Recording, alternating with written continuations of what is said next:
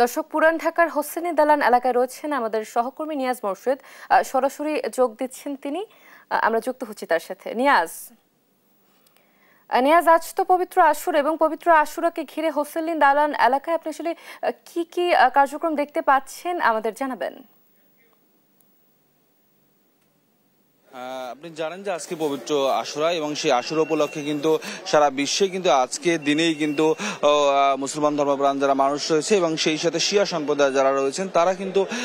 আজকের এই দিনটি কিন্তু বেশ শোকের দিন হিসেবে তারা পালন করছেন। এবং সেই সাথে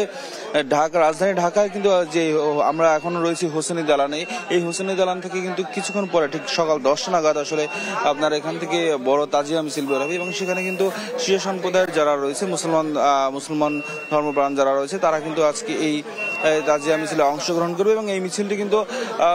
ঠিক এখান থেকে বেরিয়ে আপনার একেবারে বক্সিবাজার হয়ে এবং আপনার আজিমপুর হয়ে নিউ মার্কেট হয়ে কিন্তু এটি একেবারে ধানবাড়ির যে রাইফেল স্কোয়ার আছে সেই রাইফেল স্কোয়ারে শেষ হবে। ইতিমধ্যে যদি একটু বলি, এখন থেকে কিন্তু আপনার ইতিমধ্যে কিন্তু যারা আসলে এই তাজিয়া মিছিলে অংশগ্রহণ করবেন তাদের কিন্তু অনেকেই কিন্তু তারা ইতিমধ্যে কিন্তু এই হোসেনি দালান যে তাদের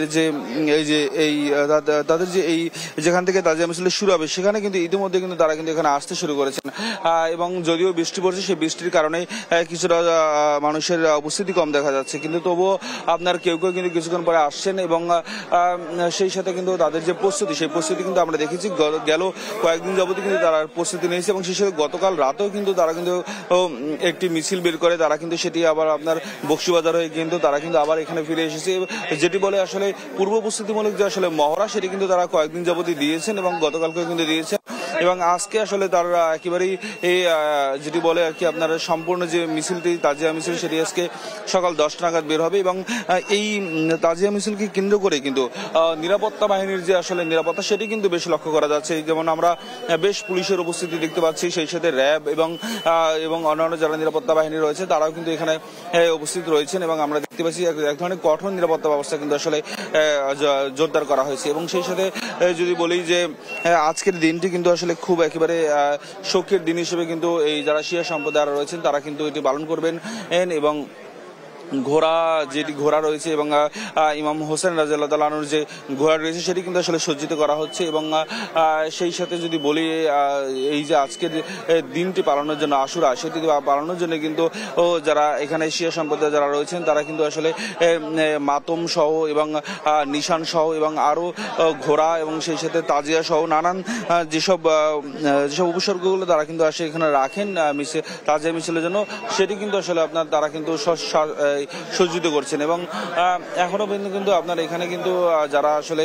তাজিয়া মিছিলে অংশগ্রহণ করবেন তারা কিন্তু ধীরে ধীরে আসছেন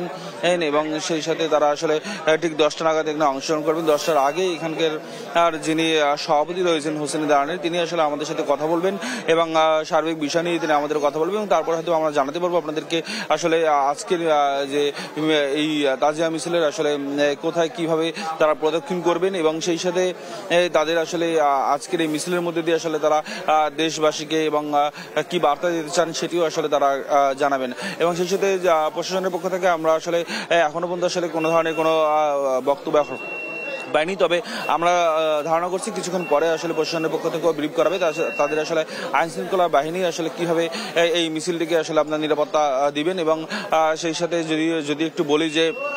আজকের এই মহরম মাসের 10 তারিখে আসলে এটি অনুষ্ঠিত হয় প্রতি বছর এবং তারা এটি আসলে পালন করেন এবং সেই সাথে এই মহরম মাসের 10 তারিখে আসলে আপনার ইমাম হোসেন রাদিয়াল্লাহু তাআলা আনহুর যে আপনার এই দিনে আসলে শহীদ হন তার পরিবারের সদস্যরা সেই দিনটিকে আসলে তারা পালন করার জন্য স্মরণ করার জন্য আজকের এই তাজিয়া মিছিল। এই ছিল আমার কাছে সর্বশেষ তথ্য।